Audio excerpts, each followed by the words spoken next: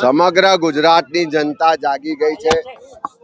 રસ્તા પર ઉતરીને પોતાના અધિકાર માટે લડવાની તૈયારી સાથે ખુલીને બહાર આવી રહી છે।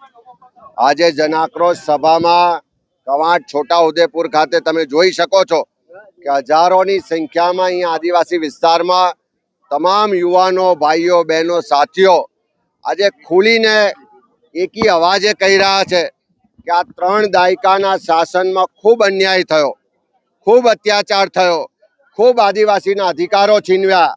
અમને જળ જંગલ જમીનનો અધિકાર નથી મળતો, અમારા વિસ્તારમાં વિકાસના નામે જમીનો છીનવવામાં આવે છે, અમને બેઘર કરવામાં આવે છે, અમારા બાળકોના શિક્ષણની વ્યવસ્થા નથી, અહીંયા આરોગ્યની સેવાઓ નથી, અહીંયા રોજગારની વ્યવસ્થાઓ નથી।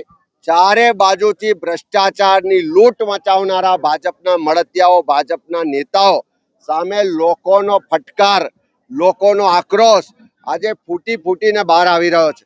ત્યારે જેમ જેમ જનાક્રોશ યાત્રા ગુજરાતમાં આગળ વધે છે, લોકો સંકલ્પ કરી રહ્યા છે કે ગુજરાતમાં દારૂ ને ડ્રગ્સની બદીનો સંપૂર્ણ સફાયો કરીશું, ગુજરાતના ખેડૂતોના સંપૂર્ણ દેવા માફ કરાવીશું, ગુજરાતમાં ફિક્સ પગાર કોન્ટ્રાક્ટના આઉટસોર્સિંગ પ્રથા બંધ કરાવીશું, ગુજરાતના જે ભાજપના ભ્રષ્ટાચારીઓ છે એ ભ્રષ્ટાચારીઓને ખુલ્લા કરી અને જેલના સળિયા પાછળ નખાવીશું।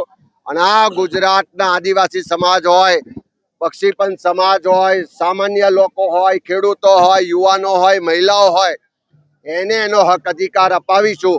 એ સંકલ્પ આજે જિલ્લે જિલ્લે લોકો લઈ રહ્યા છે। અને આજે છોટાઉદેપુર ખાતે હજારોની સંખ્યામાં લોકોએ આ સરકાર સામે બાયો પણ ચડાવી છે।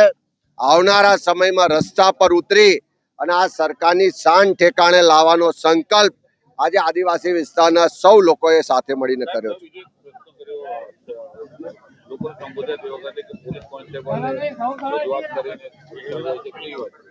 આજે સામાન્ય પોલીસ કોન્સ્ટેબલ હોય, નાના અધિકારીઓ હોય, એમની જે પીડા વ્યક્ત કરે છે કે સાહેબ તમને ખ્યાલ નહીં હોય, ગુજરાતમાં પોલીસ સ્ટેશનોના ભાવ બોલાય છે।